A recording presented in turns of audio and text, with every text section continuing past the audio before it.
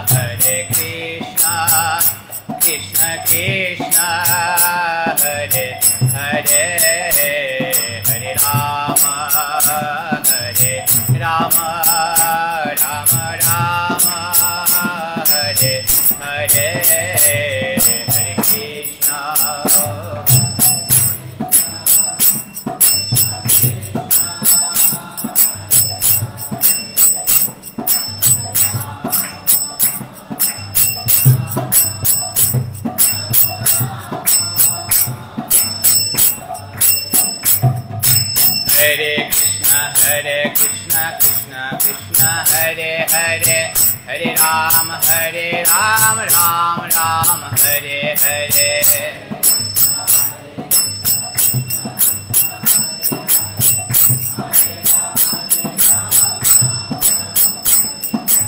Hare Krishna Hare Krishna Krishna Krishna Hare Hare Hare Rama Rama Rama Hare Hare Hare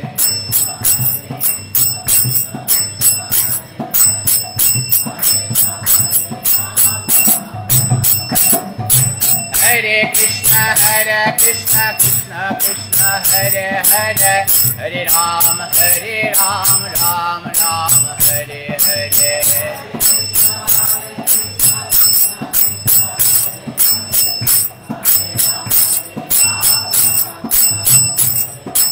Hare Krishna Krishna Krishna Hare Hare Hare Rama Rama Rama Hare Hare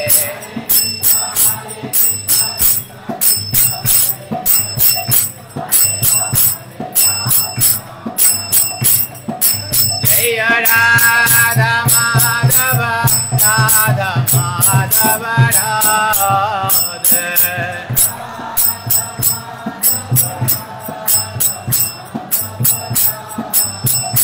Jaya Radha Madhava Radha Madhava Radha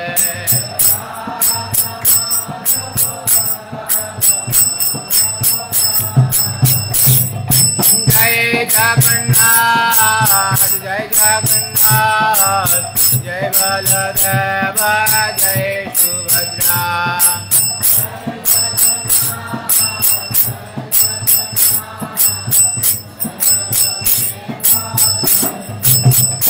Jaya Gauranitai Gauranitai Gauranitai Jaya Gauranitai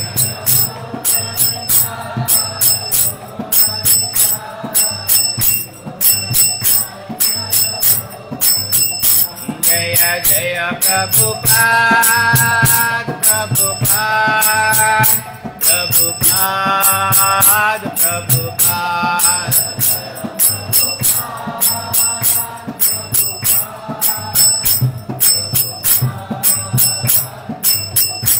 Nitai Gaura Hari Bal Hari Bal Hari Bal Hari Bal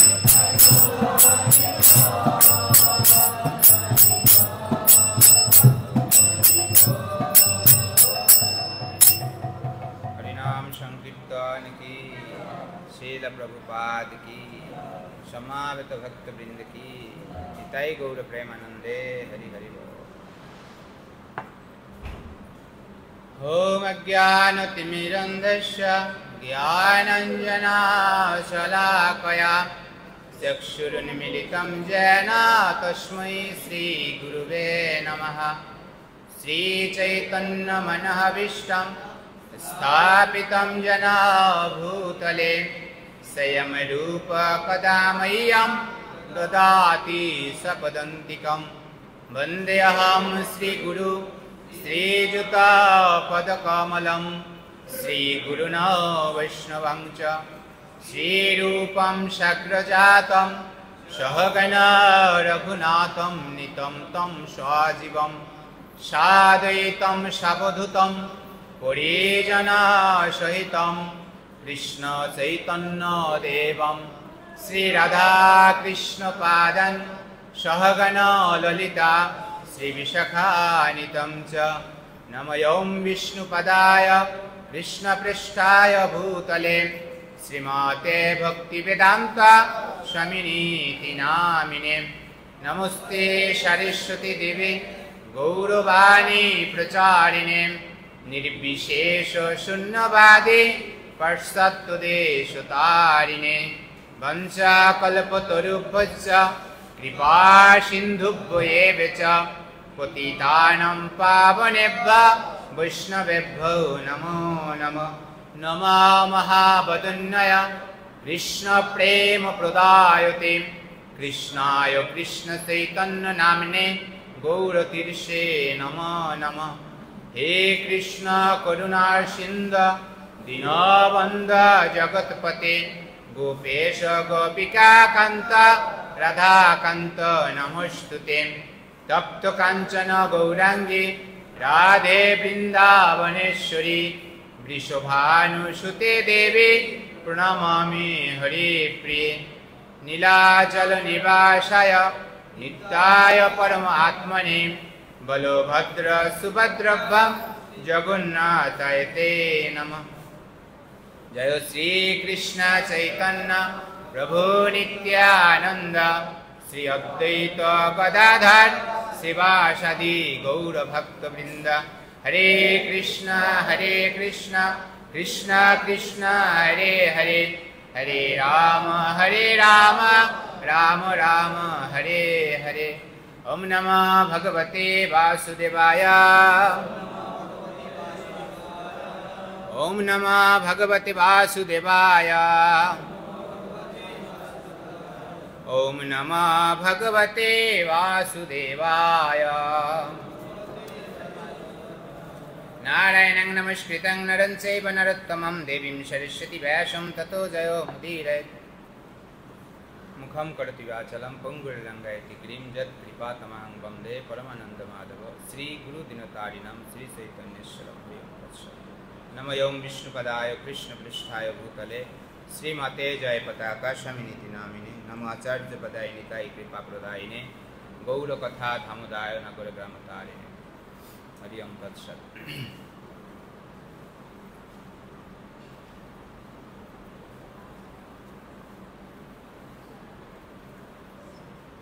हरे कृष्ण।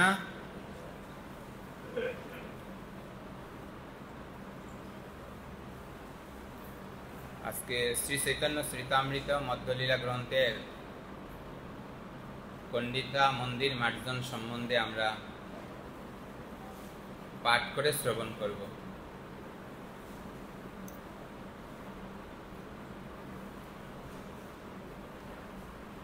आमादेर आगत श्री श्री जगन्नाथ बलदेव सुभद्रा महारानीर रथयात्रा महोत्सव मूलत এই रथयात्राके गंडिसा उत्सव बला है।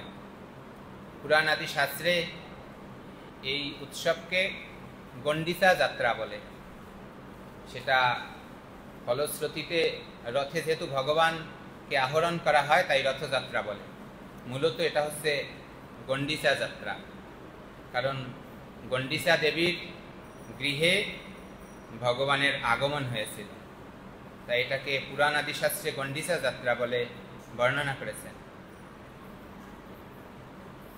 तो श्रील प्रभुपाद এই गंडिसा यात्रार विषय बोलते गিয়ে पाश्चात्य देशे भक्तদেরকে বলেছিলেন যে এই গন্ডিতা যাত্রা এমন একটা বিষয়, এই গন্ডিচা মার্জনের দ্বারা যদিও এই গন্ডিচা মন্দিরকে মার্জন করা হয় কিন্তু ভক্তের হৃদয় মার্জিত হয়। প্রভুপাদ ইংলিশে বলছিলেন ক্লিয়ারিং দ্য হার্ট, তোমার চিত্তকে তুমি পরিষ্কার করো। তো কলিযুগের মানুষের চিত্তটা পুরোটা কলুষতায় পরিপূর্ণ।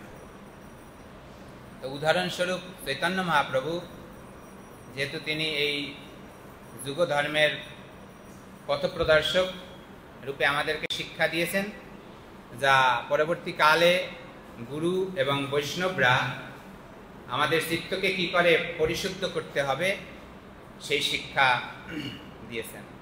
তো স্নান যাত্রার পরে 15 দিন কাল এটাকে বলা হয় অনাবশ্যক কাল।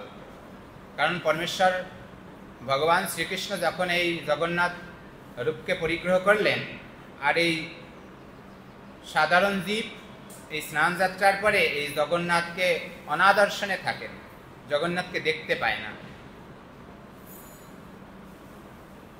আর যখন 15 দিন শেষ হয়ে যায়, ঠিক তার পূর্বে 2 দিন আগে এই গণ্ডিচা মার্জন হয়। কিন্তু বর্তমান সময়ে এই গণ্ডিচা মার্জন নেত্র উৎসবের দিন একই দিন পালিত হয়, কিন্তু গণ্ডিচা মার্জন হচ্ছে পূর্ব দিন, যেদিন ভগবান এই অনাবশ্যক কাল থেকে দর্শন দান করেন, সেই নেত্র উৎসবের পূর্ব দিন ছিলেন গণ্ডিচা মার্জন। বর্তমান সময়ে সেটা একই দিনে পালন করা হয়। তো এই আষাঢ় মাসের শুক্লা পক্ষের দ্বিতীয়া তিথিতে শ্রীমন্দির থেকে পরমেশ্বর ভগবান জগন্নাথ বেরিয়ে আসেন এই গণ্ডিচা যাত্রা করার নিমিত্ত মাত্র। এই গণ্ডিচা যাত্রাই যেহেতু রথযাত্রা আর জগন্নাথের সমস্ত উৎসবের মধ্যে এই উৎসব হচ্ছে সবচেয়ে বড় উৎসব। আর বেরিয়ে আসার পর ভগবান জগন্নাথ দেব, বলদেব, সুভদ্রা মহারানী 3টা রথে করে গণ্ডিচায় যাত্রা করেন। ইন্দ্রদুম্ন রাজার পত্নী তিনি ছিলেন গণ্ডিচা দেবী, আর তার গৃহে যাবেন, তাই এই মন্দিরের নাম হয়েছেন গণ্ডিচা মন্দির। মূলত বৃন্দাবন যে লীলা সেটা এই রথযাত্রার মাধ্যমে আমরা দেখতে পাই। এটাকে সুন্দরাচল বলা হয়। মূলত এর মধ্যে বৃন্দাবন তত্ত্ব নিহিত। দ্বারকা থেকে পরমেশ্বর ভগবান জগন্নাথ বৃন্দাবনে যাত্রা করেন এবং সেই গণ্ডিচায় গিয়ে 8 দিন অবস্থান করেন। 8 দিন পরে সে আবার সে বৃন্দাবন থেকে দ্বারকায় ফিরে আসে উল্টো রথযাত্রার মাধ্যমে। এই উৎসব এর মাধ্যমে শ্রীল প্রভুপাদ সমস্ত দেশে কৃষ্ণ ভাবনামৃত দিয়েছিলেন। আর শ্রীল প্রভুপাদের কৃপার ফলে আমরা এই রথযাত্রা উৎসব এবং গণ্ডিচা উৎসবকে প্রাপ্ত হয়েছি। তো চৈতন্য চরিতামৃতের বর্ণনা অনুসারে এই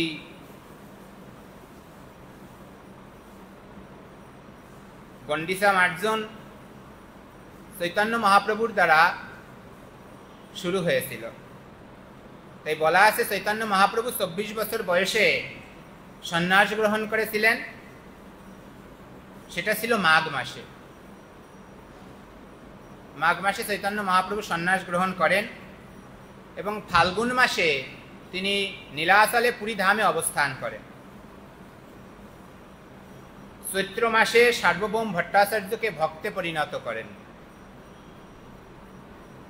1 মাসের মধ্যে সার্বভৌম ভট্টাচার্য ভক্তে পরিণত হয় এবং বৈশাখ মাসে চৈতন্য মহাপ্রভু দক্ষিণে যাত্রা করেন। দক্ষিণ ভারতে যখন গেলেন, চৈতন্য চরিতামৃতের সিদ্ধান্ত অনুযায়ী তার 4 জন সঙ্গীকে তিনি নির্দেশ প্রদান করেন, আমি যতদিন দক্ষিণ ভারতে থাকব, ফিরে না আসা কাল পর্যন্ত তোমরা 4 জন এই নীলাচলে অবস্থান করবেন। তার মধ্যে প্রধানত ছিল নিত্যানন্দ প্রভু, জগদানন্দ পণ্ডিত, দামোদর পণ্ডিত, আর ছিল মুকুন্দ দত্ত। তো তারা 4 জন চৈতন্য মহাপ্রভুর এই নির্দেশকে মেনে নিলেন এবং চৈতন্য মহাপ্রভু 2 বছর কাল দক্ষিণ ভারতে ছিলেন। আসা যাওয়া গমনাগমন চৈতন্য মহাপ্রভুর অনেক লীলা ছিল। আর যখন উনি গেলেন, যাবার সময় ওনার সাথে সঙ্গী করে উনি কালাকৃষ্ণ দাসকে নিয়ে গেলেন। দক্ষিণ ভারতে চৈতন্য মহাপ্রভুর সঙ্গী ছিলেন কালাকৃষ্ণ দাস।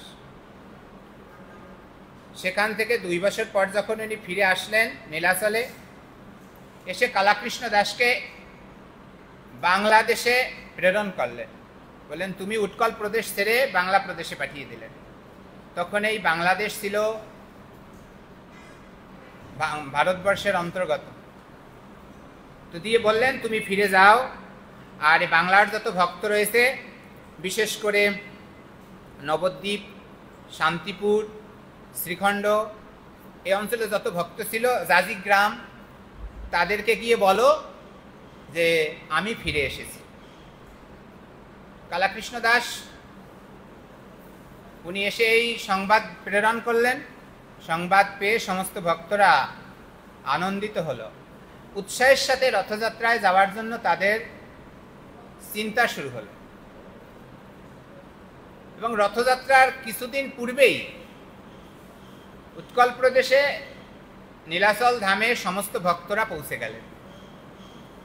আর তখন রাজা প্রতাপরুদ্র এই সমস্ত ভক্তদের বসবাসের জন্য সমুদ্রের পাড়ে গৃহ নির্মাণ করে দিলেন, যাতে তাদের কোনো রথযাত্রায় থাকতে অসুবিধা না হয়। সমস্ত ভক্তরা যাতে স্বাচ্ছন্দ্যে রথযাত্রা উৎসবকে, ভগবানকে সেবা করতে পারে এবং পালন করতে পারে। এবং সাথে সাথেই রাজা প্রতাপরুদ্র উৎকণ্ঠিত হলেন যে চৈতন্য মহাপ্রভুকে তিনি দর্শন করবেন। কিন্তু তার রাজত্ব ছিল বলে, চৈতন্য মহাপ্রভু সন্ন্যাসী ছিল বলে রাজাকে দর্শন করবেন না। চৈতন্য মহাপ্রভু যদি রাজাকে দর্শন করে তাহলে তার চিত্তের একটু ক্ষতি হতে পারে। এটা ভগবানের তো এটা কখনো ক্ষতি হয় না, কিন্তু সে আমাদেরকে শিক্ষা প্রদান করলেন, তাই তিনি রাজবেশ এবং রাজাকে দর্শন করতে চাইলেন না। কিন্তু নিত্যানন্দ প্রভু অনুরোধ করলেন, হে প্রভু, আপনি যদি প্রতাপরুদ্র রাজাকে, যদিও উনি পরম ভক্ত, আপনি তাকে দর্শন দিতে রাজি না থাকেন, তাহলে আপনি আপনার প্রসাদী বস্ত্র উত্তরী প্রদান করুন, যেটা পেয়ে অন্তত উনি একটু প্রসন্ন হবেন। মহাপ্রভু বললেন, ঠিক আছে, তোমাদের যা ইচ্ছা, তাহলে আমার উত্তরী নিয়ে যাও। উত্তরী নিয়ে গেলেন এবং সেই প্রসাদী বস্ত্র প্রতাপরুদ্র রাজা পেয়ে আনন্দিত হলেন। কিন্তু বস্ত্র পেয়ে আনন্দিত হয়েছেন বটে, কিন্তু সাক্ষাৎ মহাপ্রভুর দর্শনে যে বিরহ, সেই বিরহ তার হৃদয়ে থেকে গেলেন। নিত্যানন্দ প্রভুর এই কৃপা রাজা প্রতাপরুদ্র প্রাপ্ত হলেন। কিন্তু পরক্ষণেই রামানন্দ রায় আবার চৈতন্য মহাপ্রভুর কাছে গেলেন। রামানন্দ রায় চৈতন্য মহাপ্রভুকে বললেন, প্রতাপরুদ্র রাজা আপনার প্রসাদী বস্ত্র পেয়েও সম্পূর্ণরূপে সে আনন্দিত নয়, তার হৃদয় এখনো আপনার জন্য কাতর। তো চৈতন্য মহাপ্রভু বললেন, তাহলে একটা কাজ করতে পারো, যেহেতু পিতা স্ত্রী গর্ভে পুত্র দানরূপ নিজে প্রকাশিত হয়, নিজে আবার স্ত্রীর গর্ভের মাধ্যমে নিজে জন্ম লাভ করে, তাহলে স্বরূপগতভাবেই এই পুত্র পিতা স্বয়ং। শাস্ত্রে তাই বর্ণনা রয়েছে। তাহলে তার পুত্রকে নিয়ে আসো, আমি তার পুত্রকে দর্শন করব। তো যখন পুত্রকে নিয়ে আসলেন, রামানন্দ রায় পুত্রকে কৃষ্ণ বেশ দিয়ে সাজিয়ে নিয়ে আসলেন। আর তখন চৈতন্য মহাপ্রভু প্রতাপরুদ্র রাজার পুত্রকে দর্শন করে আনন্দিত হলেন। আনন্দিত হয়ে এই পুত্রকে প্রেমালিঙ্গন করলেন। যখন চৈতন্য মহাপ্রভুর সাথে আলিঙ্গন করলেন, তখন এই পুত্র কৃষ্ণ প্রেম প্রাপ্ত হলেন। যখন পুত্র গৃহে ফিরে গেলেন, রাজপ্রাসাদে ফিরে যাওয়ার সাথে সাথে পুত্রকে পিতা পেয়ে আলিঙ্গন করলেন এবং চুম্বন করলেন। আর এই আলিঙ্গন এবং চুম্বনের ফলে পিতাও কৃষ্ণ প্রেম প্রাপ্ত হলেন। হরি বল। পিতা পুত্র উভয়ই চৈতন্য মহাপ্রভুর কৃপা প্রাপ্ত হলেন। তো চৈতন্য মহাপ্রভুর কৃপা আমরা কিভাবে প্রাপ্ত হতে পারি, তা চৈতন্য চরিতামৃত বর্ণনা করতে গিয়ে শ্রীল প্রভুপাদ অনেক ভালোভাবে বর্ণনা করেছেন। যদি আপনারা এই কয়েকদিন যাবৎ শুনেছেন, আমাকে 80 নম্বর শ্লোকের পর থেকে আলোচনা করতে বলা হয়েছে। তো আমি এখন শ্লোকে প্রবেশ করব। তো যখন এই গণ্ডিচা মার্জন করবেন, এই বাসনা করলেন এবং চৈতন্য মহাপ্রভু সমস্ত ভক্তদেরকে নিয়ে আলোচনা করলেন, তখন কাশী মিশ্র সমস্ত ভক্তদেরকে বললেন, মহাপ্রভু যা চায় তোমরা সেগুলো সব আনয়ন করো, যাতে মহাপ্রভুর এই সেবা করতে কোনো ত্রুটি না হয় এবং উনি এই সেবা করে আনন্দিত হয়। তো সমস্ত ভক্তরা তাই আনয়ন করলেন। তা আমরা 81 নম্বর শ্লোক থেকে শুরু করব। জয় জয় শ্রী চৈতন্য জয় নিত্যানন্দ, শ্রী অদ্বৈত চন্দ্র জয় গৌর ভক্ত বৃন্দ। গণ্ডিচা মন্দিরে গেলা করিতে মার্জন, প্রথমে মার্জনী লইয়া করিল শোধন। গণ্ডিচা মন্দির মার্জন করতে গিয়ে ভক্ত সহ শ্রী চৈতন্য মহাপ্রভু প্রথমেই সংমার্জনী দিয়ে মন্দিরটি ঝাড়ু দিলেন। ভিতর মন্দির উপর সকল মাজিল, সিংহাসন মাজি পুনঃ স্থাপন করিল। চৈতন্য মহাপ্রভু মন্দিরের ভিতরটি এবং মন্দিরের অভ্যন্তরের উপরিভাগে খুব ভালো করে পরিষ্কার করলেন। তারপর সিংহাসনটি নিজে পুনরায় স্থাপন করলেন। ছোট বড় মন্দির কইল মার্জন শোধন, পাশে তৈসে সদিল শ্রী জগমোহন। সেখানে ছোট বড় সমস্ত মন্দির পরিষ্কার করে জল দিয়ে শ্রী চৈতন্য মহাপ্রভু ভক্তদের নিয়ে মন্দিরের মূল মন্দির এবং নাট মন্দিরের মধ্যবর্তী স্থানটা পরিষ্কার করলেন। এই শ্রী জগমোহন বলতে মূল মন্দির এবং নাট মন্দিরের মধ্যবর্তী স্থানটিকে বোঝানো হয়েছে। চারিদিকে শত ভক্ত সংমার্জনী করে, আপনি শোধেন প্রভু শিখানো সবারে। 100 ভক্ত চারিদিকে ঝাড়ু দিতে লাগলেন এবং শ্রী চৈতন্য মহাপ্রভু নিজেও ঝাড়ু দিচ্ছেন এবং সকলকে কিভাবে ঝাড়ু দিতে হয় তাই শেখালেন। ঝাড়ু সেবা, এই জগতে সেবা যখন কেউ করতে চায়, সব মানুষ 100 লোক সেবা করলে তার মধ্যে একজন লিডার তো চৈতন্য মহাপ্রভু আছে, কিন্তু জীবের তো একটা বাসনা থাকে নিজের মধ্যে। ভগবত গীতায় ভগবান বলছে কর্তা হমিতি মন্যতে, এই কর্তা ভাবটা তো সবার মধ্যে থাকে। এটা জীব, যদিও জীবের দাস্য ভাব রয়েছে, স্বরূপগত ভাবে সে দাস, কিন্তু তার মধ্যে একটু অহংকার বর্তমান থাকে। কিন্তু ছোট সেবার মাধ্যমে এখানে শিক্ষা দিলেন যে আমাদেরকে ছোট সেবার মাধ্যমে ভগবানকে কিভাবে প্রসন্ন করা যায়। ভগবান তখনই কেবল প্রসন্ন হবেন যখন ছোট সেবা করে আমার হৃদয়কে পরিষ্কার করতে পারবে। তো আমরা এই পরবর্তীতে শুনতে পারবো কি করে আমরা হৃদয় পরিষ্কার করব। কিন্তু এই ঝাড়ু দিয়ে চৈতন্য মহাপ্রভু জগন্নাথের রথযাত্রায় এই গণ্ডিচা মন্দির পরিষ্কার করলেন।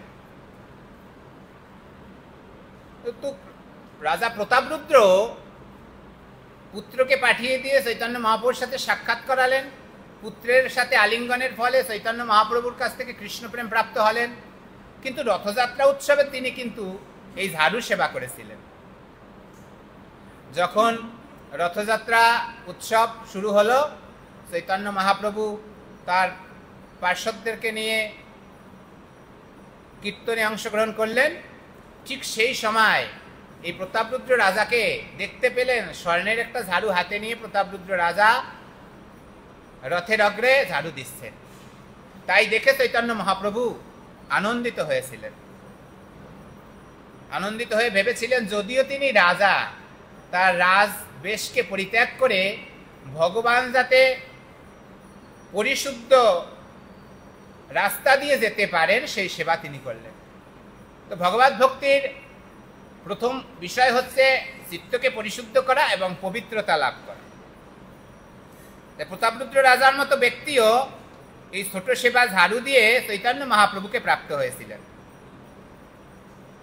যদিও চৈতন্য মহাপ্রভু চেয়েছিলেন প্রতাপরুদ্র রাজাকে উনি দর্শন দিবে না, কিন্তু সেবায় প্রসন্ন হয়ে মহাপ্রভু এই রাজাকে দর্শন দিতে বাধ্য হয়েছিলেন।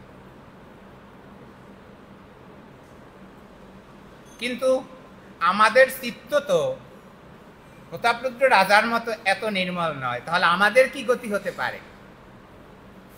আমরা দেখতে পাই শুধু প্রতাপরুদ্র রাজা নয়, শিল ভক্তিবিনোদ ঠাকুর মহাশয় তিনিও যখন চৈতন্য মহাপ্রভুর এই আন্দোলনকে পূর্ণরূপে আবার শক্তিশালী এবং বেগবান করতে চাইলেন, তখন উনি নামহট্ট প্রচারের জন্য প্রচেষ্টা করলেন।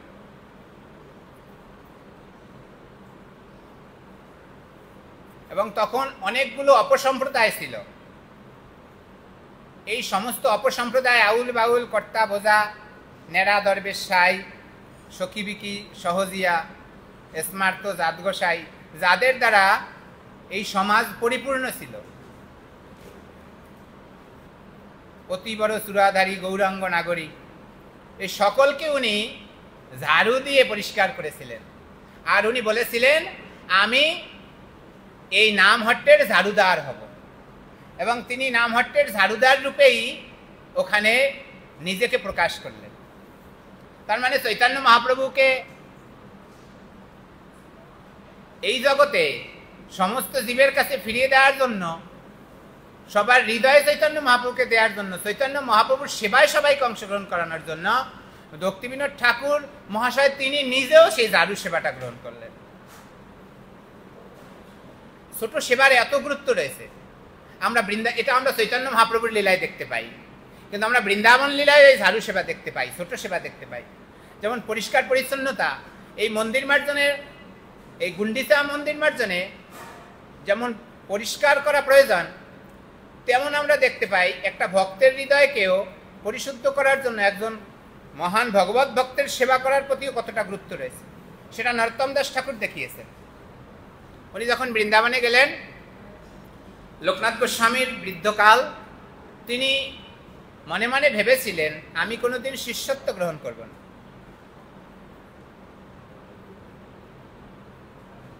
যদি আমি শিষ্য গ্রহণ না করি, তাহলে আমার মতো করে আমি চলতে পারবো না, হলে শিষ্যদের জন্য অনেক কিছু করার আমার প্রচেষ্টা করতে হবে।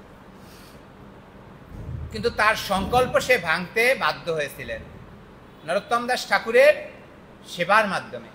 তিনি যখন চলতে পারতেন না, বাহ্যক্রিয়া করতেন রাত্রিকালে, আর প্রতিদিন নরোত্তম দাস ঠাকুর তা পরিষ্কার করতেন। কিন্তু মনে মনে ভাবতেন, কে এই কাজ করে? কোনো ব্রজবাসী তো এই কাজ করবে না, তাহলে কে আসে? একদিন ঠিক প্রতিদিন যেই টাইমে উনি বাহ্যক্রিয়া করেন, তার একটু পূর্ব সময়ে উনি দেখতে চাইলেন যে আসলে কে পরিষ্কার করে। তো উনি দেখতে পেলেন নরোত্তম দাস ঠাকুর এই ওনার বাহ্যক্রিয়াগুলো পরিষ্কার করেন। দেখে উনি বুঝতে পারলেন যে নরোত্তম দাস ঠাকুর এটা করেন। তখন উনিও আনন্দিত হয়েছিলেন। তো উনি প্রসন্ন হওয়ার পর উনি ভেবেছিলেন যে যেহেতু আমার সংকল্প ছিল, তবে আমার সংকল্পকে আমি আজকে পরিত্যাগ করব, আর নরোত্তমের সংকল্পকে আমি গ্রহণ করব। তাহলে আমার জীবনে এই শুরু, এই শেষ, এই আমি শিষ্য গ্রহণ করব, আর এই আমার প্রথম শিষ্য, এই আমার শেষ শিষ্য। তাই এই পরিষ্কার করার মাধ্যমে নরোত্তম দাস ঠাকুরও লোকনাথ গোস্বামীপাদের কাছ থেকে গুরু দীক্ষা প্রাপ্ত হয়েছে। এবং আমরা আরো দেখতে পাই, শ্যামানন্দ প্রভু যখন বৃন্দাবনে ছিলেন, যিনি ছিলেন অদ্বৈত আচার্য ঠাকুরের শক্তির আবেশ, সে শ্যামানন্দ প্রভুও বৃন্দাবনে যখন ছিলেন, তখন তিনি নিধুবনকে ঝাড় দিতেন। এই ঝাড়ু দিতে দিতে একদিন শ্রীমতী রাধারানীর কৃপা প্রাপ্ত হয়ে গেলেন, এবং সেই কৃপা প্রাপ্ত হয়ে রাধারানীর পায়ের নুপুরের দ্বারা তার ললাটে তিলক অঙ্কিত হয়েছিল। সাক্ষাৎ রাধারানী কৃপা তিনি প্রাপ্ত হয়েছিল। তাহলে ঝাড়ু সেবাটাই এত গুরুত্বপূর্ণ। এই পরিষ্কার পরিচ্ছন্নতা আমাদের জীবনের জন্য এতটা গুরুত্বপূর্ণ, সেটা এই শ্লোকের মাধ্যমে আমাদেরকে এই গুন্ডিচা মার্জনে চৈতন্য মহাপ্রভু দেখিয়েছেন। চারিদিকে শতভক্ত সংমার্জনী করে, আপনি শোধেন প্রভু শিখানো সবারে, প্রেম উল্লাসে শোধেন লয়েন কৃষ্ণ নাম, ভক্তগণ কৃষ্ণ কহে করে নিজ কাম। প্রেমানন্দে চৈতন্য মহাপ্রভু মন্দির মার্জন করেছিলেন এবং কৃষ্ণ নাম গ্রহণ করেছিলেন। হরে কৃষ্ণ কৃষ্ণ কৃষ্ণ হরে হরে, হরে রাম রাম রাম হরে হরে। আর তার ভক্তরাও কৃষ্ণ নাম উচ্চারণ করতে করতে কাজ করতে আসছিলেন। এই বিষয়ে বলছে, এই নাম লয় যে খাইতে শুইতে, তাহারও মহিমা বেদে নাহি পারে দিতে। নাম এত গুরুত্বপূর্ণ। আর এই নাম হচ্ছে আমাদের আরাধনার বস্তু। আমরা আমাদের আরাধ্য দেব যুগল রূপে যদি তার আরাধনা করি, এই কলিযুগে একমাত্র এই নামের মাধ্যমে তার আরাধনা করতে পারি। কলিকালে নাম রূপে কৃষ্ণ আরাধন। আমাদের আরাধনার একমাত্র উপায় হচ্ছে এই নাম। এই নামকে আশ্রয় করেই আমাদের উপাস্য দেবকে আমরা আরাধনা করতে পারি।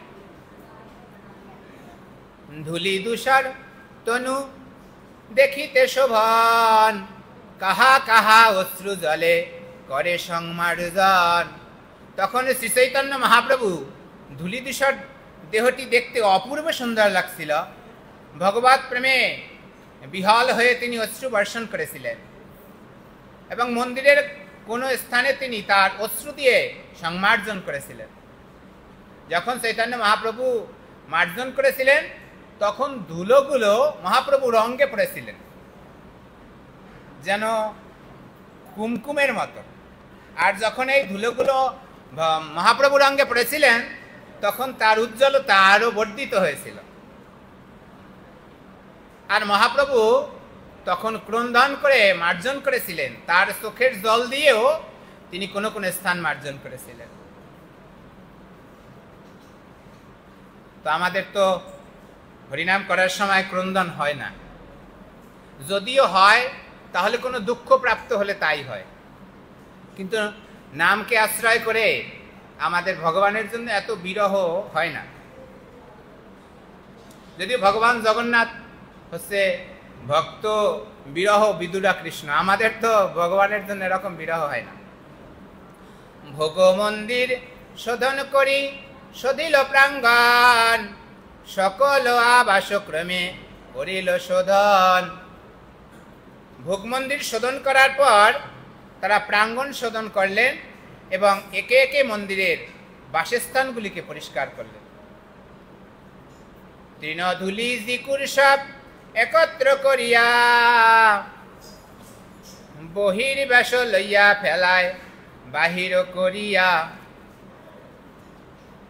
এই মত ভক্তগণ করি নিজ বাসে, তৃণধূলি বাহিরে ফেলায় পরম হরিষে।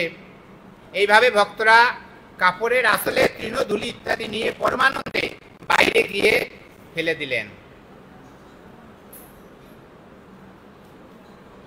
এখানে শ্লোকে তৃণধূলি জিকুর, তৃণ আমরা বুঝতে পারি অনেকদিন যাবত যেহেতু সেখানে বছরে একবার মাত্র ভগবান গুন্ডিচা মন্দিরে যান, আর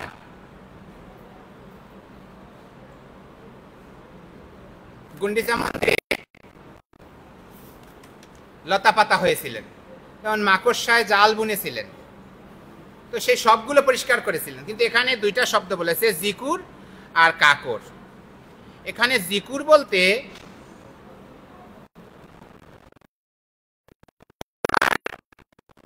বুঝিয়েছে, যেটা আসলে চোখে দেখা যায় না, বালুর চেয়েও ছোট, এটাকে জিকুর বলেছে। আর কাকর বলতে প্রস্তর খণ্ডকে বুঝিয়েছে।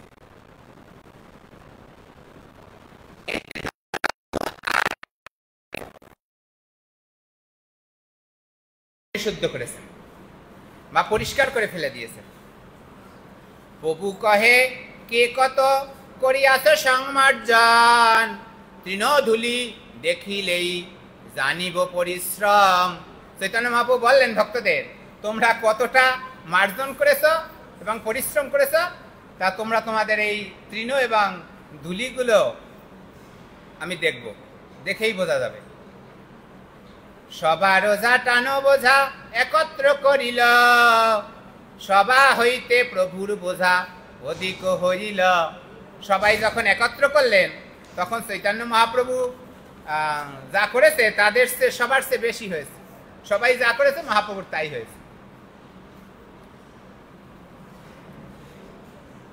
এই মহৎ অভ্যন্তর করিল মার্জন, পুনঃসভা কারে দিল করিয়া বন্টন। এইভাবে মন্দিরের অভ্যন্তর মার্জন করা হলো এবং চৈতন্য মহাপ্রভু পুনরায় তাদের ভক্তদের পরিষ্কার করার জন্য স্থান নির্ধারণ করলে, তুমি এই স্থান পরিষ্কার করবে, তুমি এই স্থান পরিষ্কার করবে। একত্রে দেয়নি, তো সবাইকে ভিন্ন ভিন্নভাবে স্থান নির্ধারণ করে দিলেন। সূক্ষ্ম ধুলি তৃণ কাকর সব করো দূর, ভালো মতে শোধন করো প্রভুর অন্তপুর। চৈতন্য মহাপ্রভু বললেন, সূক্ষ্ম ধুলি যেটা দেখা যায় না, সেই সমস্ত কাকর তৃণ সূক্ষ্ম ধুলি ভালোভাবে দূর করো, যাতে মহাপ্রভু ভগবান এখানে থাকবে। এই প্রভুর অন্তপুর ভালোভাবে পরিষ্কার করো। সব বৈষ্ণব লইয়া যাবে দুবার শুধিল, দেখি মহাপ্রভুর মনে সন্তোষ হইল। সমস্ত বৈষ্ণবদের নিয়ে চৈতন্য মহাপ্রভু যখন দ্বিতীয়বার মন্দির পরিষ্কার করলেন, তখন ভালোভাবে মন্দির পরিষ্কার হয়েছে দেখে মহাপ্রভু খুব আনন্দিত হলেন। আর শত জন শত ঘটে জল ভরে, প্রথমে লইয়া আসে কাল অপেক্ষা করি। প্রথমে করিল প্রভু মন্দির না, জল আনো বলি যাবে মহাপ্রভু কহিল, তবে শত ঘট আনি প্রভু আগে দিল। প্রথমে করিল প্রভু মন্দির প্রক্ষালন, ঊর্ধ্ববাদ ভিত্তি গৃহ মধ্য সিংহাসন। তো সংমার্জনী মন্দির পরিষ্কার হচ্ছিল, 100 জন ভক্ত ঘটে ঘটে জল এনেছিল এবং জলগুলো এনে মহাপ্রভুর সামনে রেখেছিল। চৈতন্য মহাপ্রভু মন্দির প্রক্ষালন করলেন, তারপর মন্দিরের উপরি ভাগ, দেয়াল, মাঝখান সব সুন্দরভাবে পরিষ্কার করলেন। খাপ পরা ভরিয়া জল ঊর্ধ্বে ঢালাইল, সেই জল ঊর্ধ্ব সদি ভিত্তি প্রক্ষালিল। চৈতন্য মহাপ্রভু স্বয়ং খাপ্পড়ায় জল ভরে উপরে ছুঁড়ে মারলেন, মন্দিরের উপরি ভাগ শোধন করলেন এবং মন্দিরের দেয়াল মেজ ধৌত হয়ে গেল। শ্রীহস্তে করেন সিংহাসন মার্জন, প্রভু আগে জল আনি দেয় ভক্তগণ। মহাপ্রভু নিজের হাত দিয়ে এই মন্দিরকে মার্জন করলেন আর ভক্তরা ঘটে ঘটে জল এনে মহাপ্রভুকে দিলেন।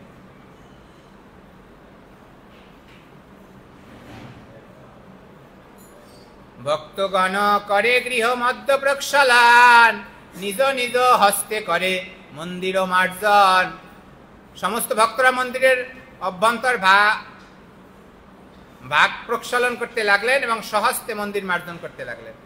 কেহ জল আনি দেয় মহাপ্রভু করে, কেহ জল দেয় তার চরণ উপরে। কেউ চৈতন্য মহাপ্রভুর করকমলে জল দিচ্ছেন, আবার কেউ চরণের উপরে জল দিচ্ছেন। কেহ লুকাইয়া করে সেই জল পান, কেহ মাগি লয় কেহ অন্যে করে দান। কেউ জল লুকিয়ে পান করে, তা আবার কেউ চেয়ে নিচ্ছিল, নিয়েও তা আবার একজন আর একজনকে দান করেছিলেন।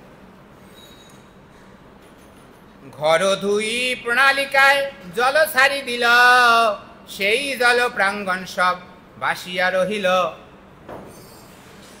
মন্দির ধোয়ার পর প্রণালিকা সেই জল ছেড়ে দিল, মানে একটা নালা করেছিল, একটা ড্রেন কেটে দিয়েছিল, আর সেই জল সেটা দিয়ে বের হয়ে গিয়েছিল। নিজ বস্ত্রে কইল প্রভু গৃহ সংমার্জন, মহাপ্রভু নিজ বস্ত্রে মাজিল সিংহাসন।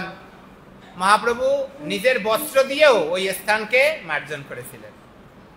শত ঘট জলে হইল মন্দির মার্জন, মন্দির সদিলা কইল নিজ নিজ মন। নির্মল শীতল স্নিগ্ধ করিল মন্দিরে, আপন হৃদয়ে যেন ধরিল বাহিরে। জয় জয় রাধা গোবিন্দ গৌরনিতাই গুরু পরম্পরা কি। এইভাবে 100 ঘট জল দিয়ে মন্দির মার্জন হলো। চৈতন্য মহাপ্রভুর হৃদয় নির্মল শীতল স্নিগ্ধ, যেন হৃদয়কে আর বাহিরে ধরে রাখতে পারেন না।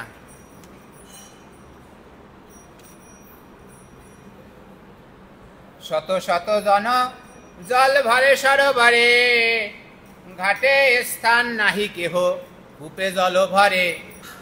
পূর্ণ কুম্ভ লইয়া আইসে শত ভক্তগণ, শূন্য ঘট লইয়া যায় আর শতজন।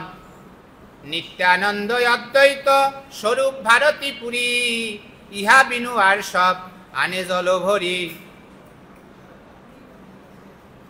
সবাই শতে শতে মানুষ সরোবর থেকে জল আনে এবং কেউ কেউ কূপে জল ভরেছিল। নিত্যানন্দ প্রভু, অদ্বৈত প্রভু, স্বরূপ দামোদর, ব্রহ্মানন্দ ভারতী, পুরী আদি তারা সকলেই জল ভরে আনছিলেন এই মন্দির মার্জনের জন্য। ঘটে ঘটে ঠেকি কত ঘট ভাঙি গেল, শত শত ঘট লোক তাহা লইয়া আইল। যখন ঘটগুলো ভেঙে গেছে একটার সাথে আর একটা বাড়ি লেগে, তখন অন্য ভক্তরাও আবার ঘট নিয়ে এসেছিল জল ভরে মার্জন করার জন্য। জল ভরে ঘর ধোয় করে হরিধ্বনি, কৃষ্ণ হরিধ্বনি বিনা আর নাহি শুনি। হরি বল। সবাই হরির ধ্বনি করছে আর কৃষ্ণ কৃষ্ণ করছে।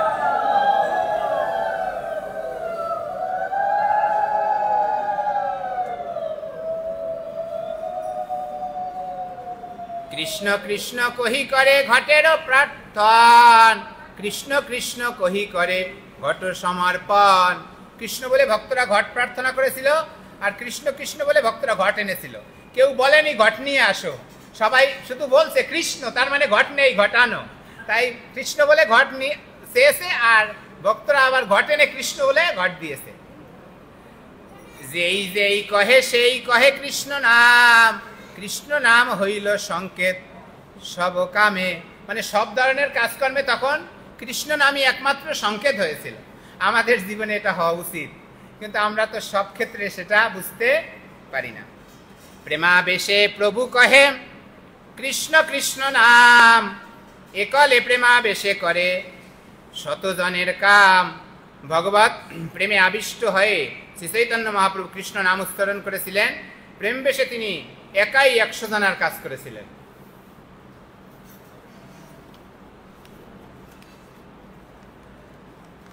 শত হস্তে করে যেন স্খলন মার্জন, প্রতিজন পাশে যাই করায় শিক্ষণ। মনে হচ্ছিল চৈতন্য মহাপ্রভু 100 হাতে এই মার্জন করলেন এবং সকলে তার কাছে গিয়ে শিক্ষা নিচ্ছিলেন। ভালো কর্ম দেখি তারে করে প্রশংসন, মনে নাম মিলিলে তারে পবিত্র ভর্ষণ। তুমি ভালো করিয়াছ শিখাও অন্যেরে, এই মতো ভালো কর্ম সেহ যেন করে। একথা শুনিয়া সবে সংকুচিত হইয়া, ভালো মতে কর্ম করে সবে মন দিয়া। তবে প্রক্ষালন কইল শ্রীজগমোহন, ভোগ মন্দির আদি তবে কইল প্রক্ষালন। যার ভালো কাজ দেখেছেন তার ভালো প্রশংসা করেছেন, এবং যারটা তার মনের মতো হয়নি মহাপ্রভুর, তাকে পবিত্রভাবে একটু রাগ করেছে, ভৎসনা করেছে। এবং যার ভালো হয়েছে তাকে বলছে তুমি যেহেতু ভালো করেছ অন্যদেরকে ভালোভাবে শিখাও। এবং এই কথা শুনে সবাই সংকুচিত হলেন এবং ভালোভাবে মনোযোগ সহকারে মার্জন করতে শুরু করলেন। এবং সবাই মিলে ভোগ মন্দির এবং শ্রীমন্দিরের মাঝখান ভালোভাবে ধৌত করলেন। নাটশালা ধুইল চত্বর প্রাঙ্গণ, পাকশালা আদি করিল প্রক্ষালন। মন্দিরের চতুর্দিক প্রক্ষালন কইল, সব অন্তপুর ভালো মতে ধোয়াইল।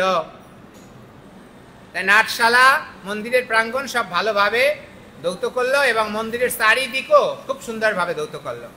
হেনকালে গৌরিয়া এক সুবুদ্ধি সকল, প্রভুর চরণে যুগে দিল ঘট জল। সেই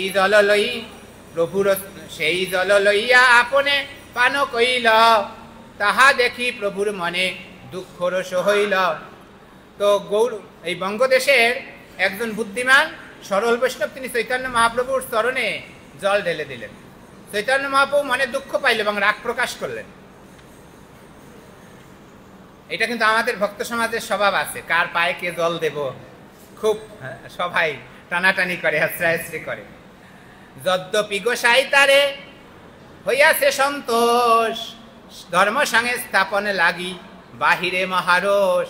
চৈতন্য মহাপ্রভু আসলে প্রসন্ন হয়েছিলেন, রাগ করেনি, মনে মনে প্রসন্ন হয়েছে, কিন্তু ধর্ম সংস্থাপন করার জন্য তিনি বাইরে রোষ দেখালেন। কারণ ছিল কি, শিক্ষা লাগি স্বরূপরে ডাকি কহিল তাহারে, এই দেখো তোমার গৌরিয়ার ব্যবহারে, ঈশ্বর মন্দিরে মোর পদ ধোয়াইল, সেই জল আপনি লইয়া পান কইল। অদ্বৈতাচার্য ঠাকুরকে ডাকলেন, দেখো তোমার, না স্বরূপ দামোদরকে ডাকলেন, এবং এই বঙ্গদেশে যারা ছিলেন তাদেরকে গৌরিয়া বলতেন। আর এই যে তোমার ভক্তরা দেখো কি করলে, ভগবানের শ্রীমন্দিরেই আমার পায়ে জল ঢাললেন এবং সেই জল আবার পান করলেন। এই অপরাধে মোর কাহা হবে গতি, তোমারও গৌরিয়া কবে এতে ফৈজতি। এই অপরাধে আমার কি গতি হবে আমি জানি না, তোমার এই গৌরিয়া আমাকে এইভাবে অপরাধে বিজড়িত করলো। চৈতন্য মহাপ্রভু বললেন যে এই গৌরিয়া আমাকে অপরাধে জর্জরিত করলেন, যেহেতু ভগবানের শ্রীমন্দিরে আমাকে আমার পায়ে জল দিলেন এবং আমার পায়ের জলগুলো সে গ্রহণ করলেন। তবে স্বরূপ গোসাই তার গাড়ে হাত দিয়া, ঢেকা মারি পুরীর বাহির রাখিলেন লইয়া। মানে তখন স্বরূপ দামোদর গোসাই ওই ভক্তকে ঘাড় ধাক্কা দিলেন, গন্ডিচা মন্দির থেকে বাহিরে রেখে এলেন। ঘাড় ধাক্কা দিলেন মানে তাকে সেবা থেকে বঞ্চিত না, সেটা একটা, একে হচ্ছে প্রীতি ছিল, আর একটা ছিল মহাপ্রভু যেহেতু রাগ করেছে, একটা শাসনের মনোভাব ছিল।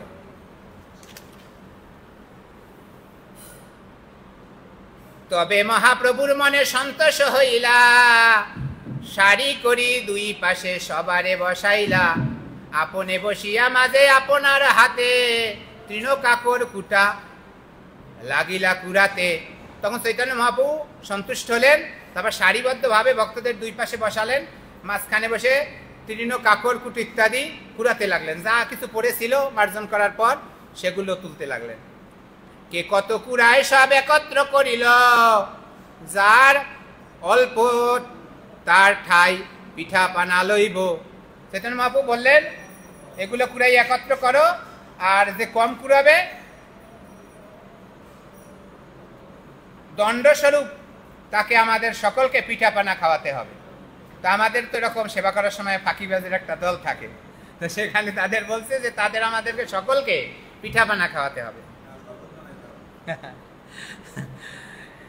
এই মতো সব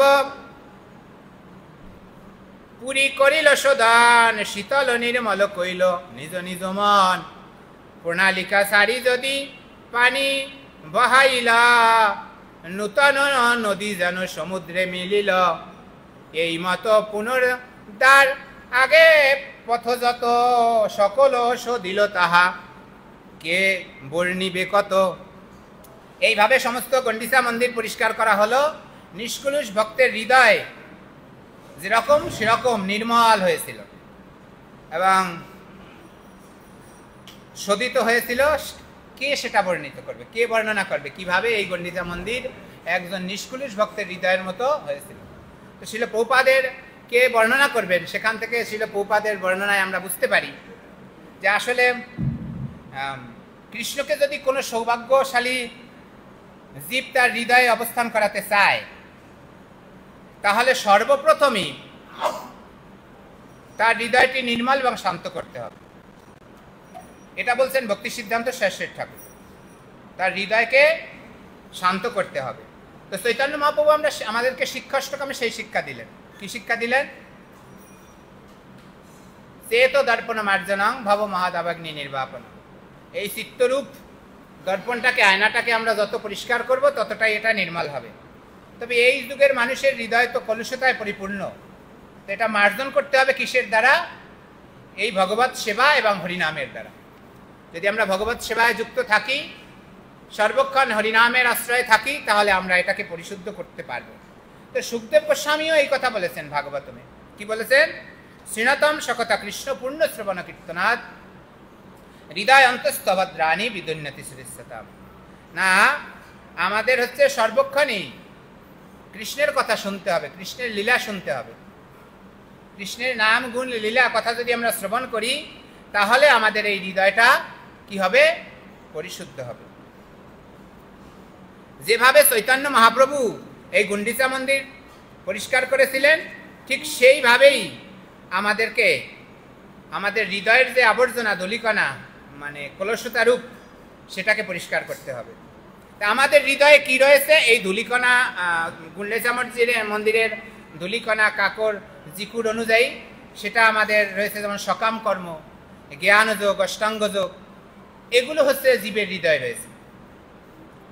আর এগুলোই কেবল জীবের হৃদয়ে অন্যরকম অভিলাষ প্রাপ্ত হয়। কিন্তু এই সকল অভিলাষ থেকে মুক্ত করার জন্য রূপগোস্বামী পাদ আবার রসশাস্ত্রে বর্ণনা করেছেন, অন্য অভিলাষিতা শূন্য জ্ঞান কর্মনাবৃতম আনুকূল্যেন কৃষ্ণ অনুশীলন ভক্তির উত্তমা। তো এগুলোকে যদি পরিষ্কার করতে হয় তাহলে আমাদের হৃদয়ের সকল প্রকার অভিলাষকে পরিত্যাগ করতে হবে। কোন অভিলাষ? এই কৃষ্ণ ভক্তি, কৃষ্ণ সেবা, এই ব্যতিরেকে যেই সকল অভিলাষ, সেগুলোকে পরিত্যাগ করতে হবে।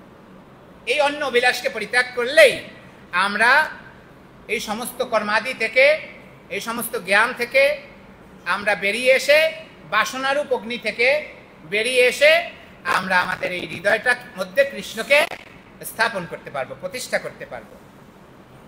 কিন্তু ভক্তি সিদ্ধান্ত সরস্বতী ঠাকুর আরো বলেছেন, অনেক সময়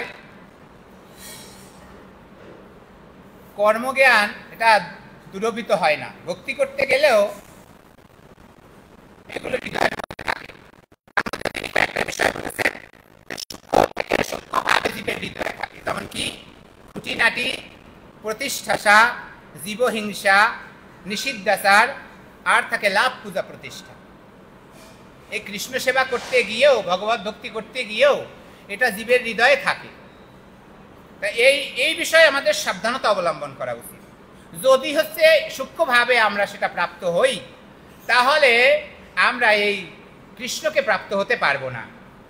বহু জন্ম আমাদের এই ভগবত ভক্তি যাজন করেও চলে যাবে। বহু নানাম জন্ম নামন্তে জ্ঞানবান মাং প্রপদ্যতে বাসুদেব সর্বমিতি সমাত্মা সুদুর্লভ। জানতে এসেও মহাত্মা হতে আমাদের পক্ষে সম্ভব নয়। তাই এখানে খুঁটিনাটি বলতে কপটতা বুঝিয়েছে। আমরা কখনো কখনো কপটতা করি, কথা কাজে মিল নেই, বলি একটা, করি আর একটা, হয় না এরকম? এই বিষয়টাকে পরিত্যাগ করতে বলছে।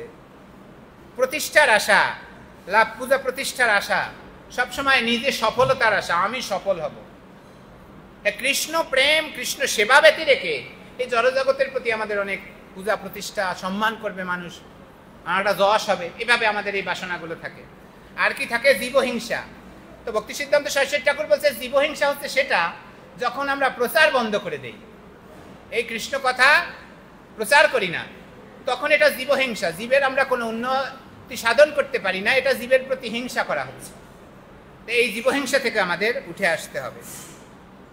আর কি? নিষিদ্ধাচার, যে 4টা পাপ কর্ম রয়েছে, সেটাও যখন আমরা পালনে ব্যর্থ হই, তখন কেবল এই আমাদের জীবনে সূক্ষ্ম থেকে সূক্ষ্মভাবে ময়লা আমাদের হৃদয়ে আশ্রয় করে, আর সেই ময়লা আশ্রয় করে ওই তৃণ গুল্ম জিকর কাকরের মতো আমাদের হৃদয়ে অপরিচ্ছন্ন থাকে। তাই এই বাসনা এটা অবলম্বন করার ক্ষেত্রে, দূর করার ক্ষেত্রে শিল প্রভুপাদ বলছে,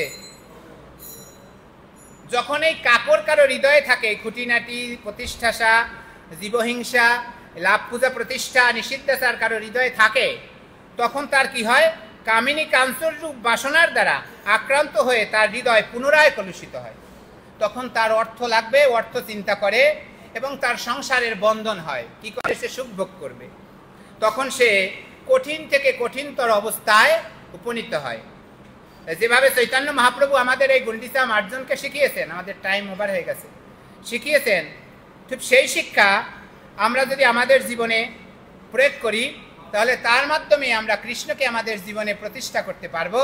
এবং কৃষ্ণকে আমাদের এই জীবনে প্রতিষ্ঠা করতে পারলে আমরা কৃষ্ণ সেবায় নিজের জীবনকে উৎসর্গ করে ভগবানের কাছে ফিরে যেতে পারবো এবং কৃষ্ণ প্রেম লাভ করতে পারবো। গুন্ডিচা মার্জন কি? শ্রীল প্রভুপাদ কি? শ্রীমান চৈতন্য মহাপ্রভু কে? আগত রথযাত্রা মহোৎসব কে? ইস্কন গুরু আচার্য সন্ন্যাসী বৃন্দ কে? নিতাই গৌর প্রেমানন্দে। হরি হরি বল।